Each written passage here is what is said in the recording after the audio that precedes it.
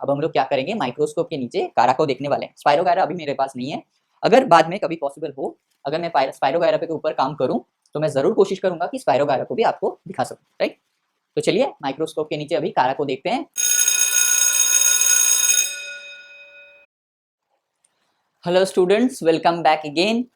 Last lecture में हम लोगों ने एल्गी के बारे में डिस्कस किया था। एल्गी का ओवरऑल इंट्रोडक्शन पार्ट डिस्कस किया था और उसके कुछ इंपॉर्टेंस या इकोनॉमिक इंपॉर्टेंस भी कह सकते हैं, उसको हमने डिस्कस किया था। और हमने माइक्रोस्कोप के नीचे क्या देखा था, वॉलबॉक्स को देखा था, क्लामाइडोमोनास को देखा था और हमने यूलोथ्रिक्स को भी देखा था। उसके साथ साथ हमने और एक फिलामेंटस एल्गी दैट इज सूडोगोनियम, उसको भी हमने देखा था। उसका वेजिटेटिव स्ट्रक्चर कैसा है, रिप्रोडक्टिव स्ट्रक्चर कैसा है, उसको भी हमने देखा था। आज हम लोग एल्गी को ही और डिटेल में डिस्कस करने वाले हैं, राइट। तो क्या है कि अगर एल्गी को हम लोग डिवाइड करेंगे तो एल्गी के 3 कैटेगरी में हम लोग डिवाइड कर सकते हैं। मान लेते हैं कि अगर ये एल्गी है, राइट, अगर ये एल्गी है तो एल्गी को अगर हम डिवाइड करेंगे according to their main pigments, according to their dominance of pigments, तो हम लोग क्या कर सकते हैं, एल्गी को 3 कैटेगरी में डिवाइड कर सकते हैं। एक हो जाएगा आपका क्लोरोफाइसी, क्लोरोफाइसी नाम से ही पता चल रहा है ये किस कलर का होगा, ग्रीन कलर का होगा। दूसरा है फियोफाइसी, फियोफाइसी नाम से ही पता चल रहा है किस कलर का होगा, ब्राउन कलर का होगा। और थर्ड होगा आपका रोडोफाइसी, रोडो, रोडो मतलब red, Rhodophyceae.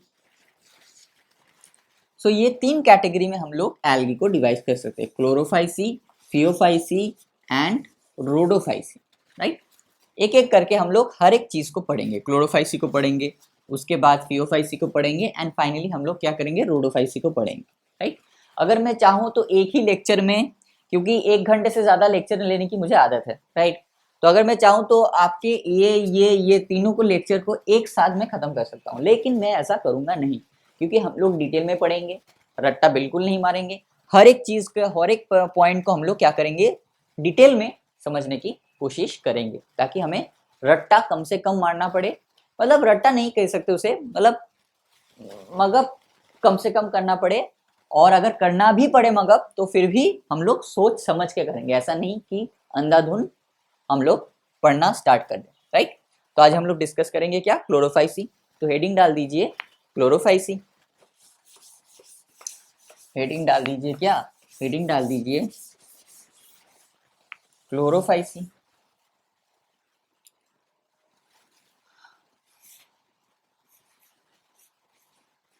Chlorophyceae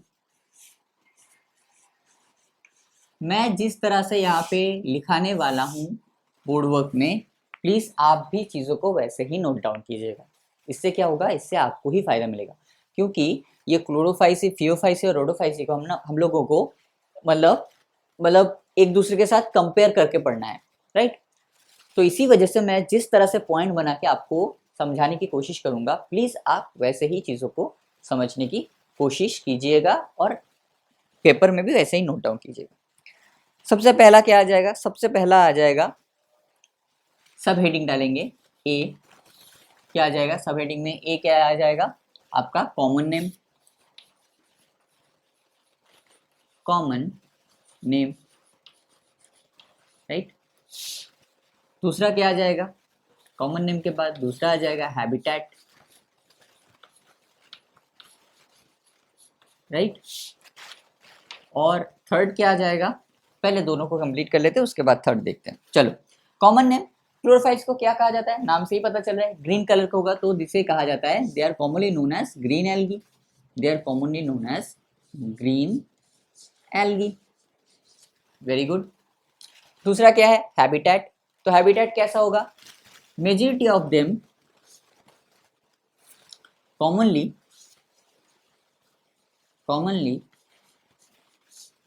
fresh water, commonly fresh water, मतलब ये लोग मेजॉरिटी ऑफ देम कहाँ रहते हैं, फ्रेश वाटर में रहते हैं।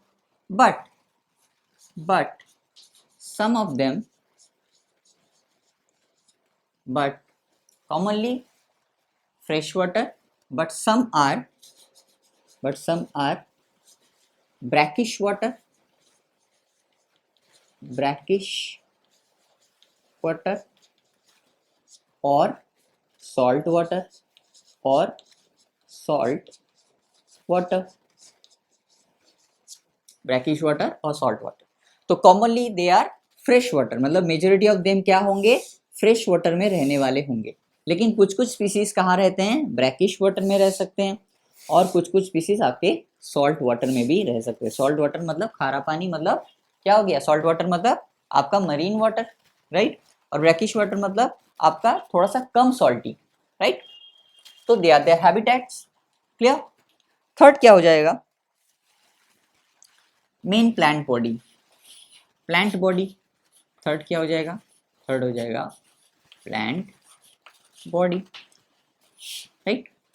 तो प्लांट बॉडी कैसा हो सकता है, याद करो जब हमने स्टार्ट किया था एल्गी तो हमने क्या कहा था, दे आर, ये लोग यूनिसेलुलर, माइक्रोस्कोपिक यूनिसेलुलर भी हो सकते हैं, ये लोग कॉलोनियल भी हो सकते हैं, ये लोग आपके फिलामेंटस भी हो सकते हैं। और हमने माइक्रोस्कोप के नीचे भी देखा था कि यूनिसेलुलर कौन था, क्लामाइडोमोनास, उसको हमने देखा था।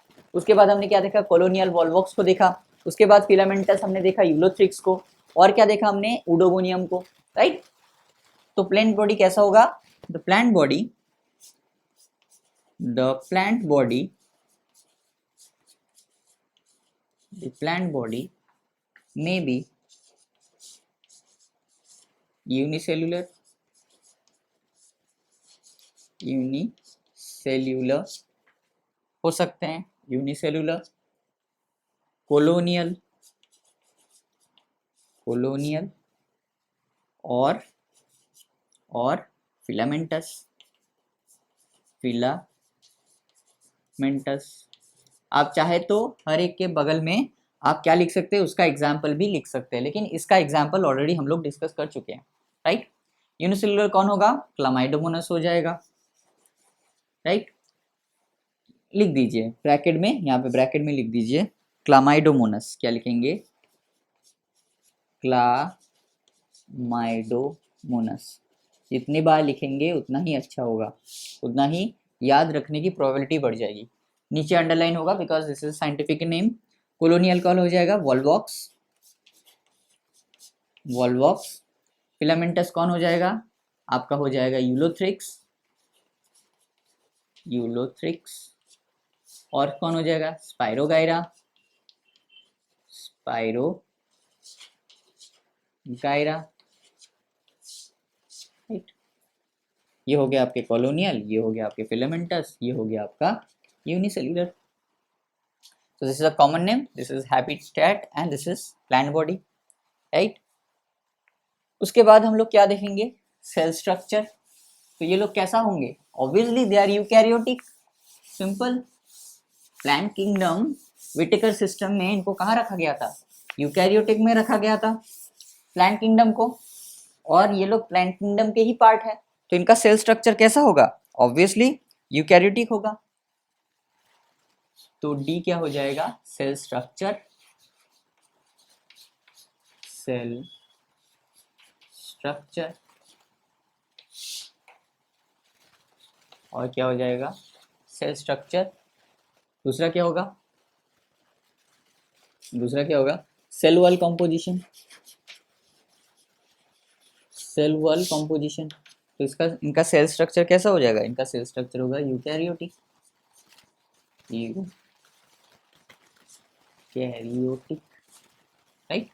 सेल वॉल कैसा होगा, सेल वॉल कैसा होगा, they as usually have, they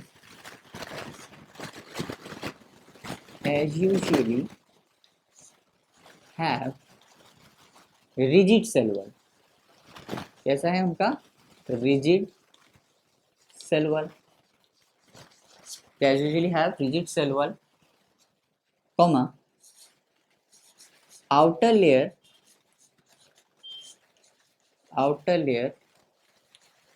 is of pectose and inner layer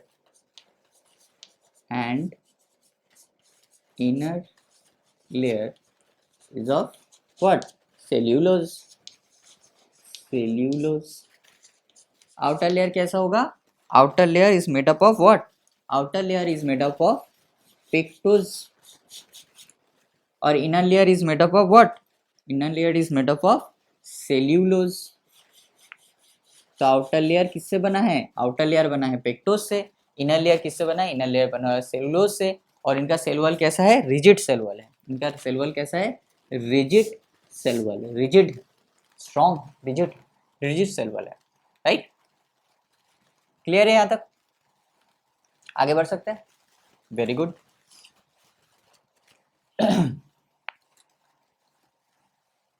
okay, cell wall. उसके बाद क्या आएगा? उसके बाद आ जाएगा आपका क्या? Main pigment. यहाँ लिखेंगे, हो सकता है छोड़ दो, यहाँ नहीं लिखते, नेक्स्ट में लिखते हैं. Main pigment.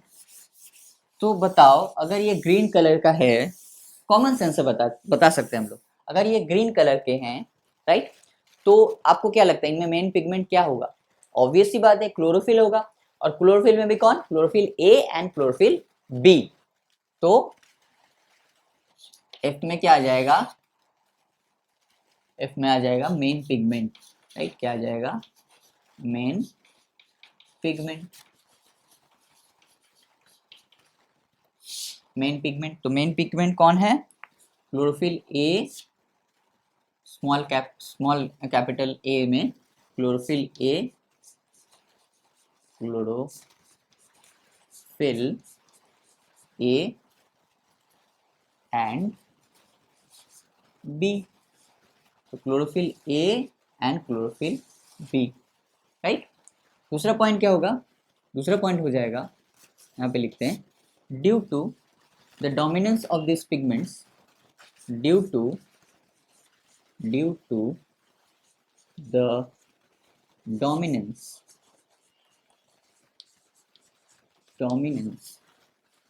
of these pigment, this मतलब chlorophyll A and B, these pigment, due to the dominance of this pigment, they are grass green in color. They are grass green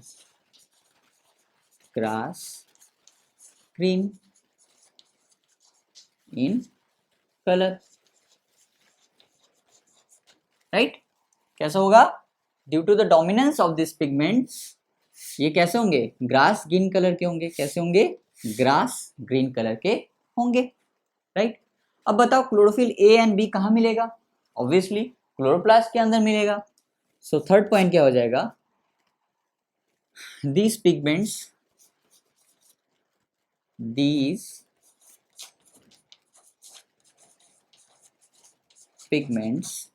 are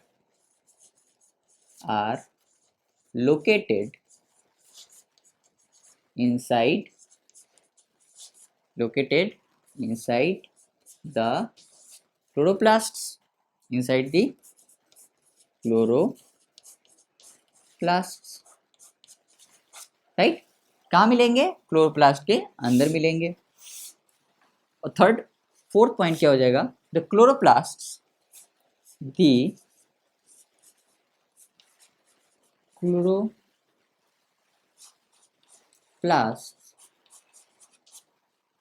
may be discoid, मतलब disc like, discoid. और क्या हो सकते हैं? Plate like भी हो सकते हैं. और क्या हो सकते हैं? रेटिक्यूलेटेड भी हो सकते हैं. और क्या हो सकते हैं? कप लाइक भी हो सकते हैं. कैसे हो सकते हैं? कप लाइक भी हो सकते हैं. और क्या हो सकता है? स्पाइरल हो सकते हैं. स्पाइरल. राइट. और क्या हो सकते हैं? एंड रिबन शेप्ड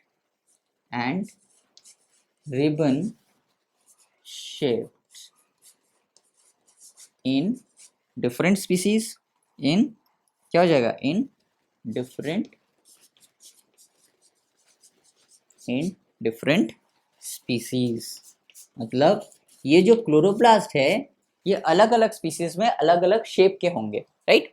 कैसे होते हैं? डिस्क लाइक भी हो सकते हैं. प्लेट लाइक भी हो सकते हैं, रेटिकुलेट भी हो सकते हैं, कप लाइक भी हो सकते हैं, स्पाइरल भी हो सकते हैं और आपके रिबन शेप भी हो सकते हैं। डिफरेंट स्पीसीज में डिफरेंट डिफरेंट टाइप के क्लोरोप्लास्ट आपके पाए जाते हैं। क्लोरोफाइसी में बहुत सारे स्पीसीज है, जीनस है, जीनस के अंदर अब बहुत सारे स्पीसीज है, राइट। तो ये सारे हो सकते हैं। This is all about the main pigments. Main pigments कौन है? Chlorophyll A and B. कहाँ मिलेगा?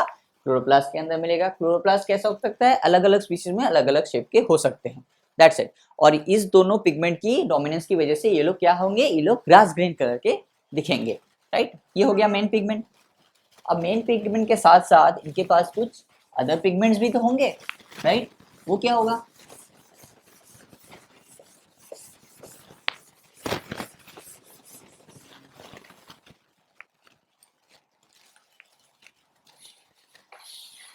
Other pigments.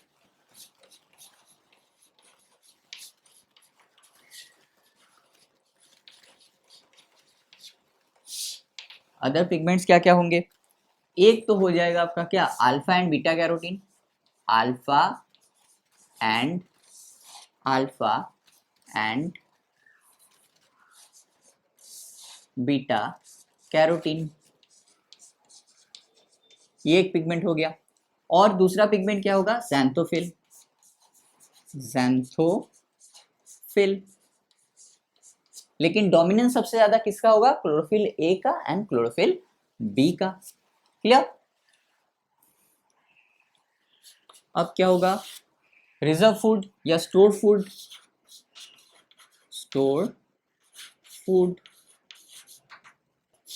रिजर्व फूड भी कह सकते हैं, स्टोर फूड भी कह सकते हैं। तो स्टोर फूड कैसा होगा? बोलो। तो स्टोर फूड इनमें क्या हो गया कि इनमें क्या पाया जाता है? Most of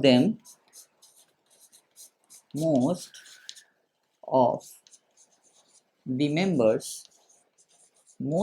members have one or more stored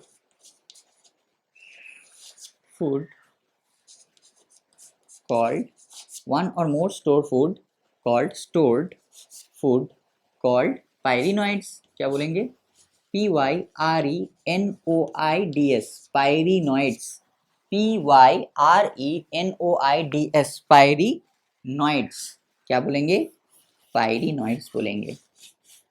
आप भी मेरी तरह ऐसे कर सकते हैं, ताकि सिर्फ स्टोर फूड दिखेंगे और डायरेक्ट आपका कहा जाएगा पायरिनॉइड्स में, राइट। एग्जाम के टाइम रिवीजन में ये सारे चीजें बहुत ज्यादा हेल्प करती है, राइट। तो most of the members have one और मोर स्टोर फूड कॉल्ड पायरिनॉइड्स।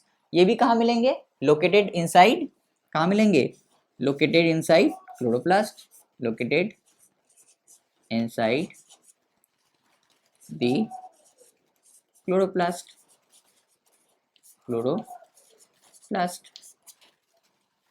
क्लियर? अब ये पायरिनॉइड्स किस चीज से बना है?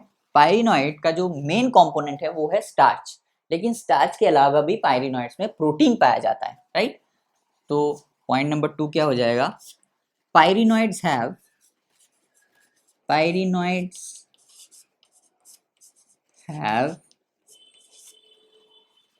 Protein besides starch. इसका मतलब क्या है? इसका मतलब है पायरिनॉइड्स का जो मेन कंपोनेंट है वो क्या है? मेन कंपोनेंट क्या है? स्टार्च है। अगर पायरिनॉइड्स को हम देखेंगे तो 90% क्या मिलेगा हमें? स्टार्च मिलेगा। क्या मिलेगा हमें? 90% तो हमें स्टार्च मिलेगा। तो ये हो गया मेन कंपोनेंट। लेकिन उसके साथ साथ क्या है? स्टार्च के अलावा भी 10% या 5% हमें प्रोटीन भी मिलेंगे। क्या मिलेंगे? प्रोटीन भी मिलेंगे। कम मिलेंगे। 90 to 95% क्या मिलेगा? 90 to 95% हमें क्या मिलेगा? स्टार्च मिलेगा। और यहाँ पे 5 to 7% आपका क्या मिलेगा? प्रोटीन मिलेगा। ये परसेंटेज याद रखने की जरूरत नहीं है, दिस जस्ट बिकॉज मुझे आपको समझाना था इसलिए मैंने बता दिया, राइट। तो पायरिनॉइड्स हैव प्रोटीन बिसाइड स्टार्च, मतलब स्टार्च उसका मेन कंपोनेंट है, उसके अलावा भी प्रोटीन भी इसमें मिलेगा, राइट। और थर्ड क्या हो जाएगा? कुछ अगर हम बात करें एल्गी की, तो some algae have oil droplets at store food. Some algae have oil droplets, यहीं पे लिख देते हैं, some algae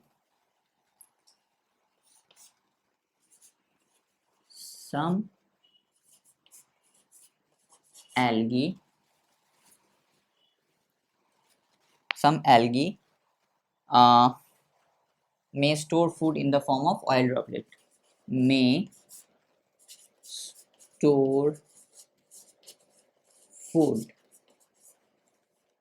may store food in the form of what? Oil droplets, oil droplets, oil droplets, right. तो primary store food क्या हो जाएगा? Primary store food हो जाएगा। अगर पूछे कि क्लोरोफाइसी का प्राइमरी स्टोर फूड क्या है, तो प्राइमरी क्या हो जाएगा? पायरिनॉइड्स, राइट। और सेकेंडरी क्या हो जाएगा? ऑयल ड्रॉपलेट्स, क्योंकि मोस्ट ऑफ द एल्गी में, मेजॉरिटी ऑफ द एल्गी में पायरिनॉइड्स देखा जाता है, तो they are the primary, right.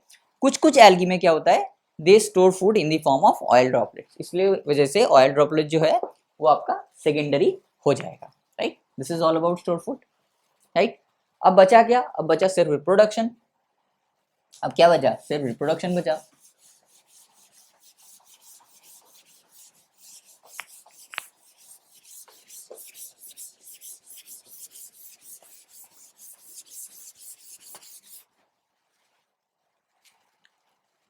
क्या बचा? सिर्फ रिप्रोडक्शन बचा। रिप्रोडक्शन। और रिप्रोडक्शन किस टाइप के हो सकते हैं? रिप्रोडक्शन आपका हो सकता है, क्या क्या हो सकता है रिप्रोडक्शन में? रिप्रोडक्शन में आपका हो सकता है, एक हो सकता है आपका vegetative reproduction. Vegetative vegetative reproduction, vegetative reproduction कैसा होगा? Vegetative reproduction, vegetative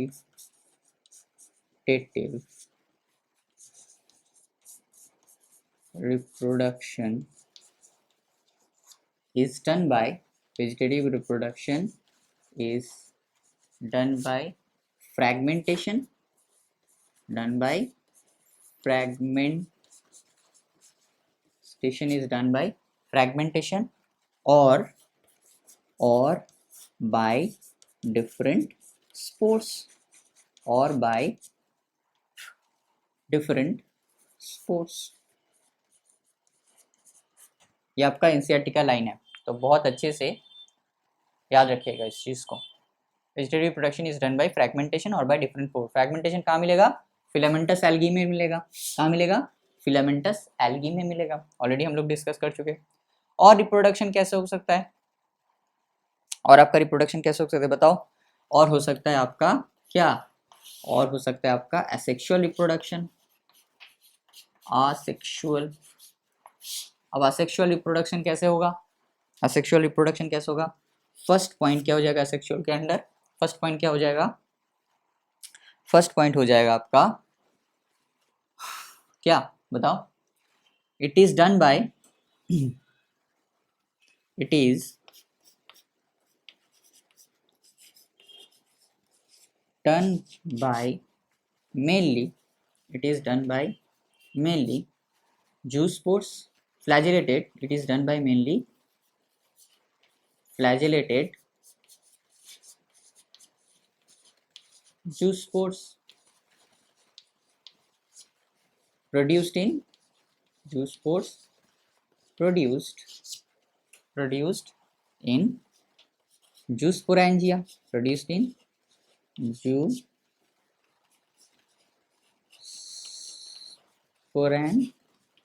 produced in zoosporangia। तो flagellated zoospore produced in zoosporangia, right. अब कुछ पॉइंट्स जूस्पोर्स के बारे में भी देख लेते हैं। इस लाइन को बहुत इंपॉर्टेंट है, इसको अच्छे से प्यार से इसको याद रखिएगा, क्योंकि यहाँ से बहुत बार क्वेश्चंस बना है और यहाँ से क्वेश्चंस बन सकते हैं, राइट। तो क्या हो जाएगा? ईच जूस्पोर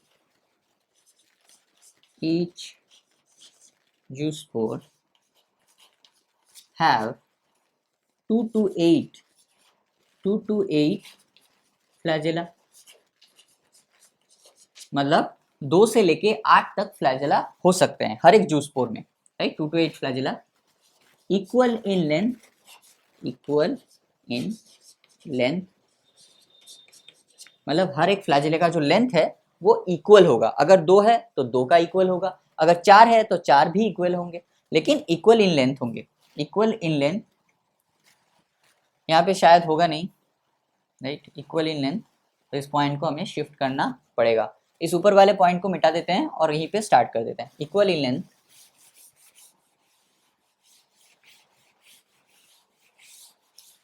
अगर आपके पेज में जगह है तो आप यहीं से कंटिन्यू कीजिए, मैं यहीं से कंटिन्यू करता हूँ, ओके।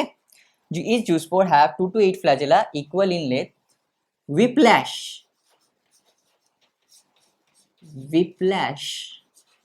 और acronematic type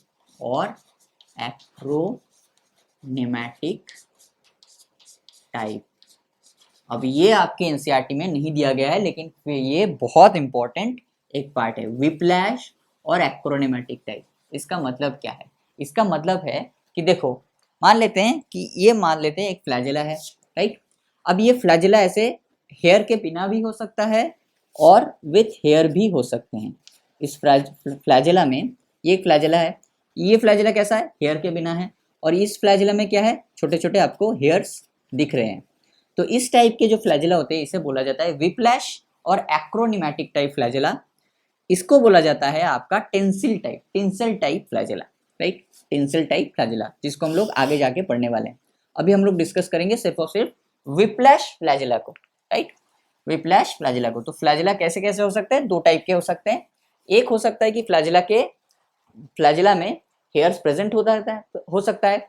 अगर प्रेजेंट है हेयर तो क्या बोलेंगे? विप्लैश बोलेंगे या एक्रोनिमेटिक बोल देंगे। अगर हेयर्स प्रेजेंट नहीं है तो क्या बोलेंगे? उसे टिंसल टाइप बोल देंगे। प्रेजेंट है हेयर्स, अगर प्रेजेंट है तो बोलेंगे टिंसल, अगर प्रेजेंट नहीं है तो बोलेंगे विप्लैश और एक्रोनिमेटिक टाइप। विद इन ब्रैकेट क्या लिखेंगे? विद इन ब्रैकेट लिखेंगे these are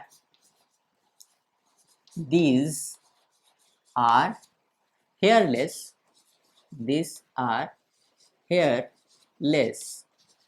smooth surfaced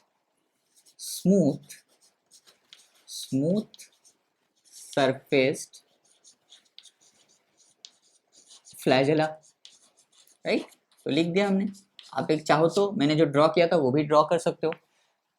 सो क्या हो गया? Each zoospores have 2 to 8 flagella, point number 1। हर एक 2 से 8 फ्लैजेला हो सकते हैं। हर एक फ्लैजेला क्या होगा? Equal in length, point number 2।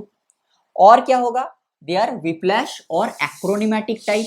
इसका मतलब क्या है? इसका मतलब इनमें हेयर्स प्रेजेंट नहीं होंगे और स्मूथ सरफेस्ड होंगे। एंड फाइनली एपिकली इंसर्टेड, एपिकली,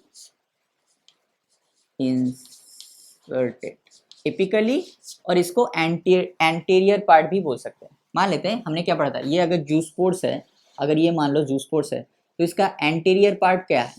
अगर ये मान लो जूस्पोर्स है तो ये हो गया इसका एंटीरियर पार्ट, राइट। आगे का हिस्सा, यहाँ पे इसका माउथ प्रेजेंट है। माउथ प्रेजेंट नहीं होगा लेकिन फिर भी मान लेते हैं, अकॉर्डिंग टू एनिमल्स हमको समझने में आसान नहीं। तो माउथ प्रेजेंट कहाँ होगा? एंटीरियर पार्ट में। सो this is the anterior part. ये हो गया होगा इसका पोस्टीरियर पार्ट। तो एपिकली मतलब यहाँ पे, एंटीरियरली तो कहाँ होगा? ऐसे एंटीरियरली इंसर्टेड होगा, राइट। समझ में आया?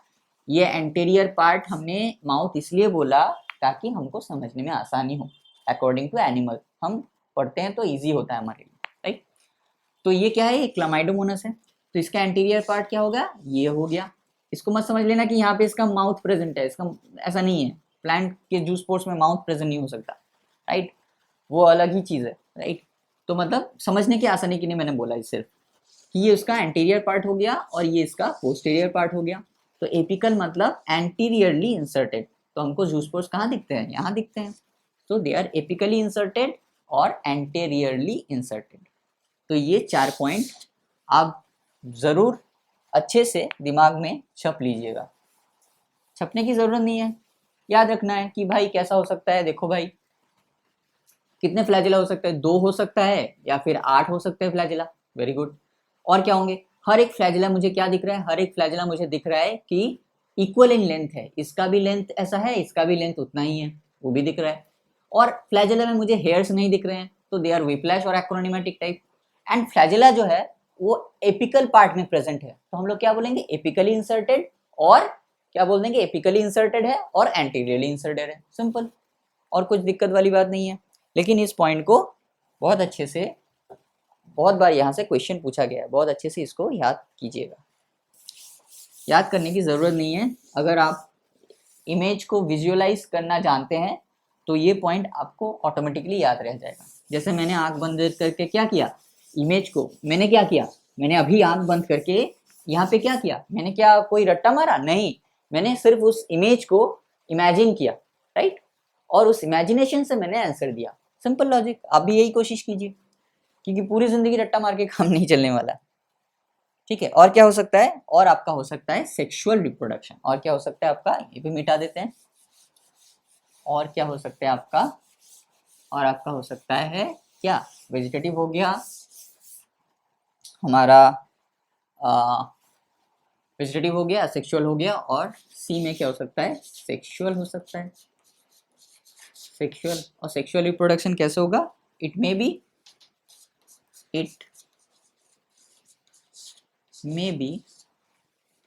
Isogamous, it may be isogamous, anisogamous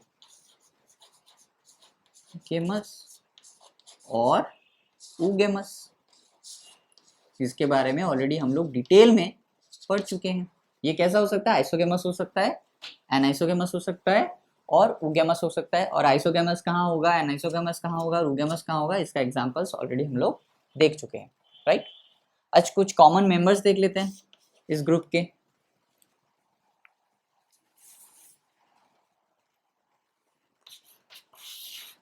I J common members,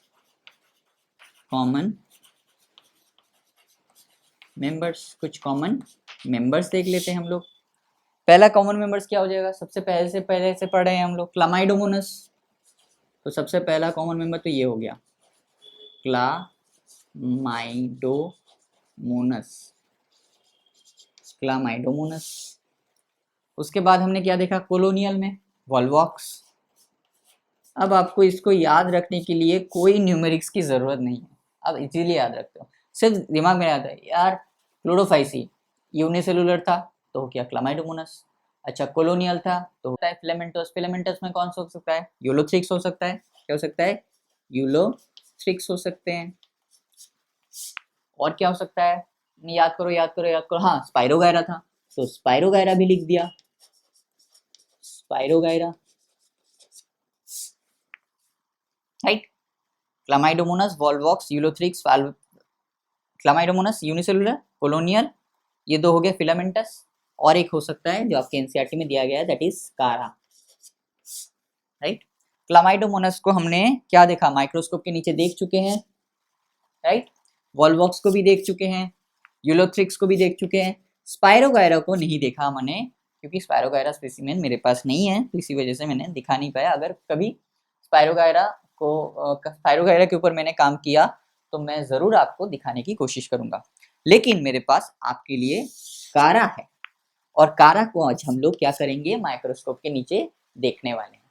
इससे पहले हम लोग कारा का एक डायग्राम ड्रॉ कर लेते हैं, ताकि जब हम माइक्रोस्कोप के नीचे देखें तो चीज़ें हमें अच्छे से समझ में आए। रट्टा नहीं मारना है, समझ में आए, राइट? पहले एक ओवरऑल डायग्राम ड्रॉ करते हैं कारा का। मेरा डायग्राम उतना अच्छा होता नहीं है, तो प्लीज, मैं हमेशा कहता हूं कि प्लीज थोड़ा सा एडजस्ट कर लीजिएगा।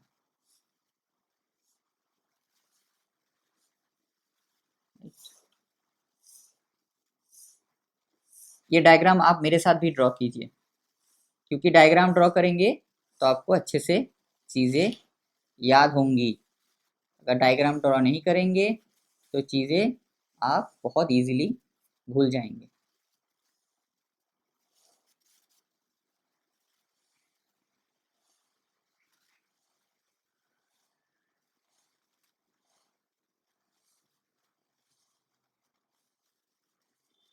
ये जो डंडी हमने ड्रॉ किया इसको क्या बोलते हैं, इस पूरे डंडी को बोलते हैं प्राइमरी लैटरल। क्या बोलते हैं, इसको याद रखने की जरूरत नहीं है, लेकिन जब हम माइक्रोस्कोप के नीचे देखेंगे ना तो समझाना थोड़ा सा डिफिकल्ट रहता है, क्योंकि वहां पे हाथ ऐसा दिखा नहीं सकता मैं, राइट।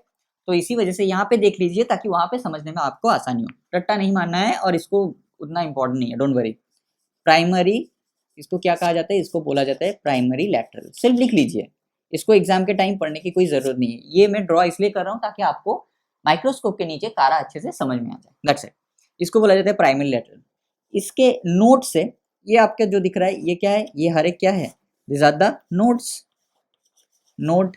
ये भी एक नोड है, ये भी एक नोड है, और दोनों नोड के बीच में जो ये डिस्टेंस है इसको क्या बोला जाता है, इसको बोला जाता है इंटर नोड, इंटर नोड। तो ये हो गया प्राइमरी लैटरल। ये जो पूरा का पूरा ब्रांच है इसको क्या बोल दिया, प्राइमरी लैटरल बोल दिया। इसको हमने क्या बोल दिया, नोड बोल दिया। इसको हमने क्या बोल दिया, नोड बोल दिया। दोनों नोड के बीच में जो डिफरेंस है उसको हमने क्या बोल दिया, इंटर नोड बोल दिया। हर एक नोड में ऐसे ऐसे कुछ पत्ते जैसा एक स्ट्रक्चर निकलता है, ऐसे ऐसे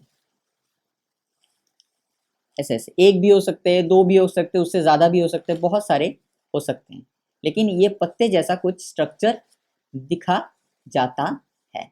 इस पत्ते जैसे स्ट्रक्चर को क्या बोलते हैं, इस पत्ते जैसे स्ट्रक्चर को क्या बोला जाता है, इस पत्ते जैसे स्ट्रक्चर को बोला जाता है आपका सेकेंडरी लैटरल। क्या बोला जाता है, सेकेंडरी, सेकेंडरी लैटरल, राइट। तो प्राइमरी लैटरल हो गया, नोड हो गया, इंटरनेट हो गया, आपका सेकेंडरी लैटरल भी हो गया। अब जो मेन पार्ट है इसका, दैट इज रिप्रोडक्टिव स्ट्रक्चर। यहाँ पे एक एक ऐसा एक स्ट्रक्चर दिखता है, चलो इसको अलग कलर से ड्रॉ करते हैं, इसको बड़े से ड्रॉ करेंगे, डोंट वरी। यहाँ पे ऐसा एक स्ट्रक्चर दिखता है और उसके नीचे ठीक ऐसा एक स्ट्रक्चर दिखता है, राइट। ये ऊपर वाला जो ये दोनों ही स्ट्रक्चर क्या है, रिप्रोडक्टिव स्ट्रक्चर है। अब इसको थोड़ा सा हम इन डिटेल में यहाँ पे ड्रॉ कर लेते हैं, क्योंकि देखने हम यही वाले हैं अच्छे से, राइट। ये स्ट्रक्चर कैसा दिखता है, ये स्ट्रक्चर कुछ ऐसा दिखता है।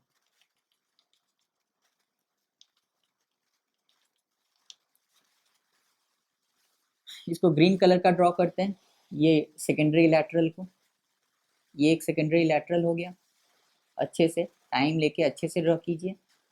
ये एक सेकेंडरी लैटरल हो गया, ये एक सेकेंडरी लैटरल हो गया। ये सिर्फ इस पार्ट को, सिर्फ इतना वाले पार्ट को हम लोग ड्रॉ कर रहे हैं, राइट। तो ये क्या है, एक सेकेंडरी लैटरल, ये एक सेकेंडरी लैटरल है, राइट। फिर आता है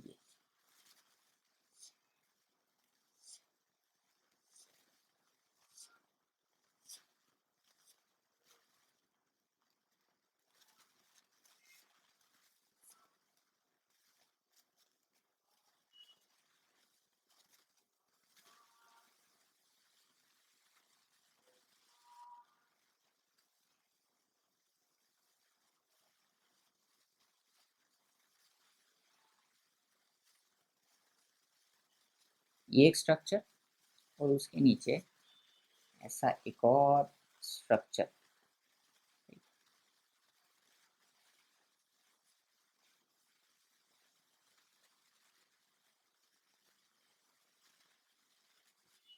आराम आराम से ड्रॉ कीजिए।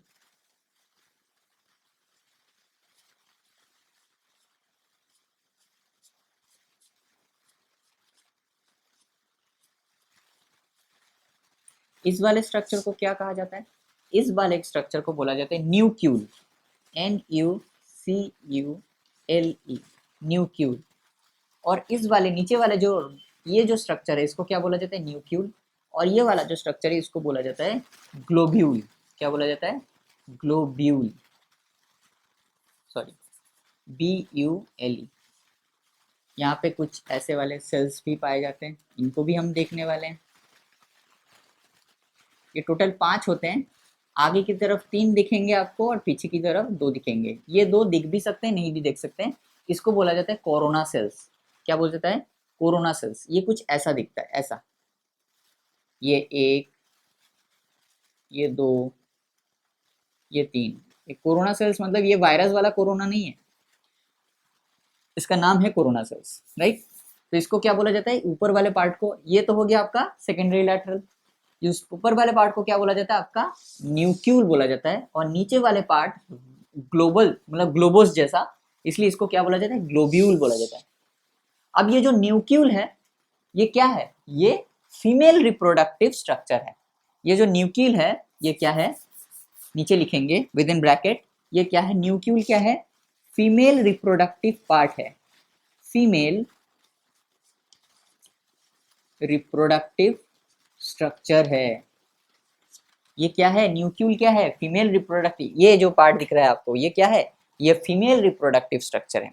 और ये जो ग्लोब्यूल दिख रहा है ये क्या है, ये मेल रिप्रोडक्टिव स्ट्रक्चर है। क्या है, मेल रिप्रोडक्टिव स्ट्रक्चर है, राइट।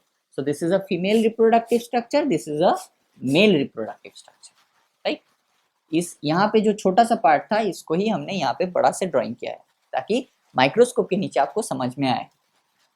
और कारा जिंदगी भर आपको याद रहना चाहिए कि कारा क्या है, कारा एक क्लोरोफाइसी है, दैट्स इट, राइट। तो ये क्या है, ये ऊपर वाला जो हिस्सा इसको क्या बोलेंगे, न्यूक्यूल बोलेंगे, मतलब फीमेल रिप्रोडक्टिव स्ट्रक्चर। नीचे वाले पार्ट को हम लोग क्या बोलेंगे, ग्लोब्यूल बोलेंगे, मतलब मेल रिप्रोडक्टिव स्ट्रक्चर, राइट। तो आज का लेक्चर हम लोग यहाँ तक रखते हैं। अब हम लोग क्या करेंगे, माइक्रोस्कोप के नीचे कारा को देखने वाले हैं। स्पायरोगायरा अभी मेरे पास नहीं है, अगर बाद में कभी पॉसिबल हो, अगर मैं स्पायरोगायरा के ऊपर काम करूं तो मैं जरूर कोशिश करूंगा कि स्पायरोगायरा को भी आपको दिखा सकूं, राइट। तो चलिए माइक्रोस्कोप के नीचे अभी कारा को देखते हैं और आज का लेक्चर यहाँ तक रखते हैं। उसके बाद हम लोग एनसीईआरटी निकालेंगे और एनसीईआरटी से आज का लेक्चर जो भी हमने पढ़ा उसको मार्क करेंगे, राइट। आज से मैंने एक बात सोचा है, जो वर्ड्स हम लोग बोर्ड वर्क में यूज करेंगे ना उसको हम लोग एनसीईआरटी में येलो कलर से मार्क करेंगे, और जो वर्ड सिर्फ एनसीईआरटी में ही दिया गया है और हमने बोर्ड वर्क में डिस्कस नहीं किया है किसी कारण, तो उसको हम लोग रेड कलर से मार्क करेंगे ताकि पूरा एनसीईआरटी हमें देखने की जरूरत ना पड़े। हम एनसीईआरटी भी पूरा देख रहे हैं, कॉपी भी पूरा देख रहे हैं, तो दिक्कत वाली बात है, टाइम वेस्ट करके क्या फायदा। इससे अच्छा है कि जो पार्ट हमने बोर्ड में डिस्कस किया है उसको येलो से मार्क करेंगे तो पता चल जाएगा ये बोर्ड वर्क में है, कॉपी में है, और जो नहीं है उसको रेड से मार्क करेंगे, तो एनसीईआरटी दिखने में और भी ईजी हो जाएगा आपको, राइट। तो चलो एनसीईआरटी अभी माइक्रोस्कोप के नीचे देखते हैं, उसके बाद एनसीईआरटी में डिस्कस करते हैं आज जो भी हमने बोर्ड वर्क में डिस्कस किया। फिर कल मिलेंगे बोर्ड वर्क में, तब तक के लिए wish you all the very best and bye.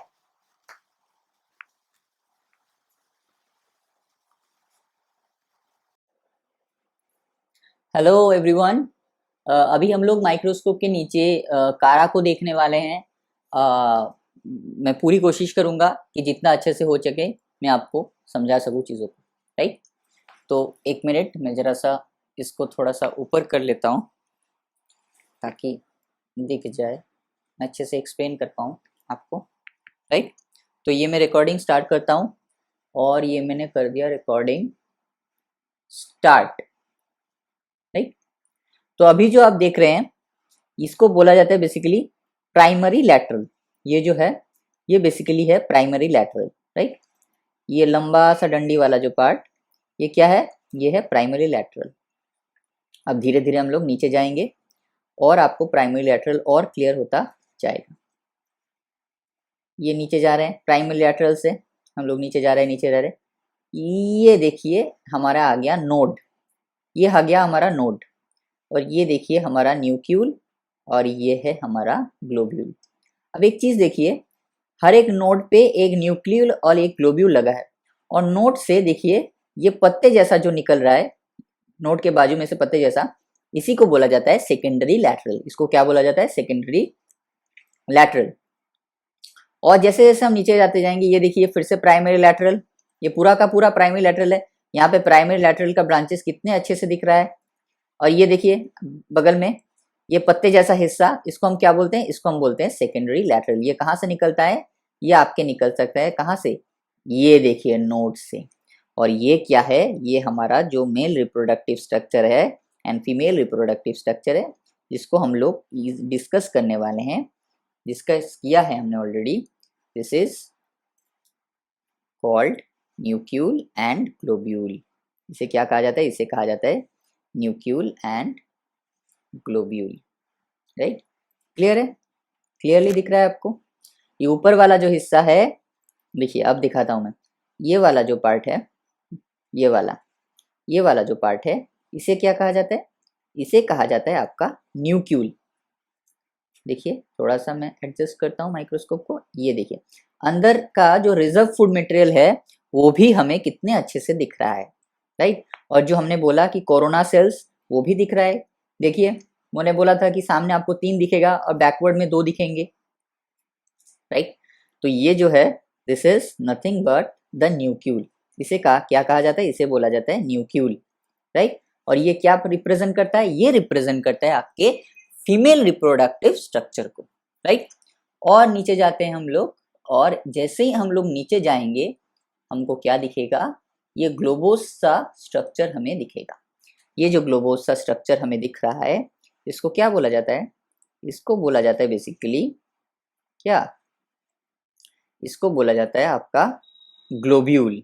क्या बोला जाता है इसको? इसको बोला जाता है ग्लोब्यूल। ये ग्लोबोस शेप का है, इसी वजह से इसको ग्लोब्यूल बोला जाता है। और ये क्या रिप्रेजेंट करता है? ये रिप्रेजेंट करता है मेल रिप्रोडक्टिव स्ट्रक्चर को। न्यूक्लियल रिप्रेजेंट करता है फीमेल रिप्रोडक्टिव स्ट्रक्चर को, जो ये है, राइट, ये है। और ग्लोब्यूल रिप्रेजेंट करता है मेल रिप्रोडक्टिव स्ट्रक्चर को, जो ये है, राइट। और ये शायद ये खत्म हो गया। और एक और था, ये नोट पे दिखा एक, और हम लोग जैसे ऊपर जाएंगे हमको और दिखेगा। ये एक और नोट पे ये देखिए, एक और दिखा हमें। ये जो ऊपर वाला जो हिस्सा है, ये वाला, इसको क्या बोलते हैं हम लोग? इसको हम लोग बोलते हैं क्या? इसको हम लोग बोलते हैं nucule.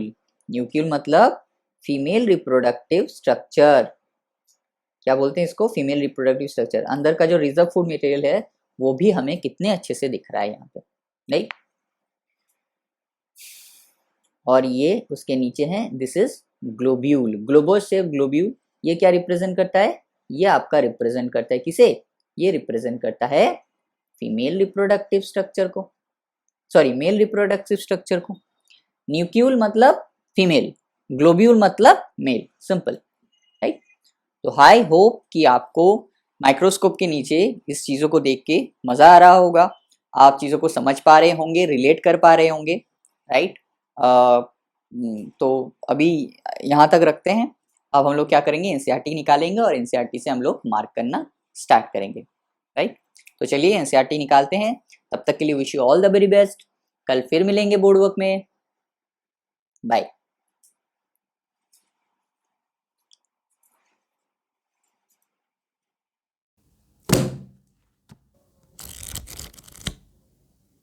Hello students, I hope आप सभी ने अपना अपना जो एनसीईआरटी उसको निकाल लिया होगा।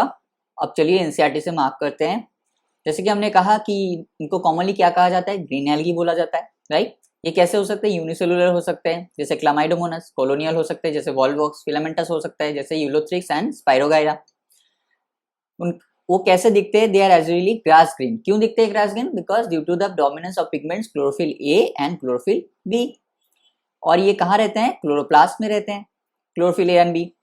क्लोरोफिल कैसे, क्लोरोप्लास्ट कैसे हो सकते हैं? डिस्कॉइड हो सकते हैं, प्लेट लाइक हो सकते हैं, रेटिकुलेट हो सकते हैं, कप शेप्ड हो सकते हैं, स्पाइरल हो सकते हैं, रिबॉन शेप्ड हो सकते हैं इन डिफरेंट स्पीसीज, राइट।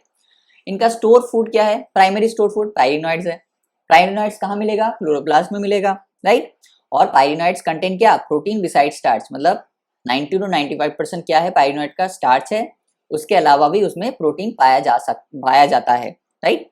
कुछ कुछ एल्गी में रिजर्व फूड क्या होता है? Oil droplets. तो ऑयल ड्रॉपलेट्स क्या हो गया? सेकेंडरी रिजर्व फूड हो गया, राइट। ग्रीन एल्गी में क्या दिखता है? Usually have rigid cell wall. Inner layer किससे बना है? सेलुलोज से। और आउटर लेयर किससे बना है? पेक्टोज से। वेजिटेटिव रिप्रोडक्शन कैसे होगा? बाय फ्रेगमेंटेशन हो सकता है और डिफरेंट टाइप ऑफ स्पोर्स भी हो सकता है। एसेक्सुअल रिप्रोडक्शन कैसे होगा? थ्रू जूस्पोर होगा। जूस्पोर कहाँ बनेगा? जूस्पोरेंजिया बनेगा। जूस्पोर्स कैसे होते हैं? फ्लैजेलेटेड होते हैं, 2 to 8 flagella, equal in length, right. Whiplash और एक्रोनेमेटिक टाइप, मतलब कोई हेयर प्रेजेंट नहीं होगा। और एपिकली इंसर्टेड और एंटीरियरली इंसर्टेड, ये सब हमने डिस्कस किया। ये लाइन हमने डिस्कस नहीं किया, लेकिन इसको उतना इंपॉर्टेंस है नहीं। The sexual reproduction shows considerable variation in the type and formation of sexes. इसका मतलब है कि सेक्सुअल रिप्रोडक्शन अलग अलग टाइप से हो सकते हैं, right, due by the formation of different type of sex cells, right. कैसे हो सकता है? आइसोगैमस, एनाइसोगैमस, ओगैमस, जिसको हम लोग ऑलरेडी डिस्कस कर चुके हैं। तो सिर्फ यही एक लाइन था जो उतना भी इम्पोर्टेंट नहीं है, वो इम्पोर्टेंट है with respect to this, important है आइसोगैमस, एनाइसोगैमस और मोनोगैमस टाइप, राइट। तो इसी को हम यहाँ पे इस लाइन में बोला गया कि सेक्सुअल रिप्रोडक्शन जो है वहाँ पे कंसिडर अमाउंट ऑफ वेरिएशंस हम देख सकते हैं, आइसोगैमस में अलग टाइप होगा, एनाइसोगैमस में अलग, ओगैमस में अलग, right. So this is all about chlorophytes, right. आज का लेक्चर यहाँ तक रखते हैं, कल फिर मिलेंगे बोर्ड वर्क में। I hope you like this video. आज के लिए बस इतना ही, बाय।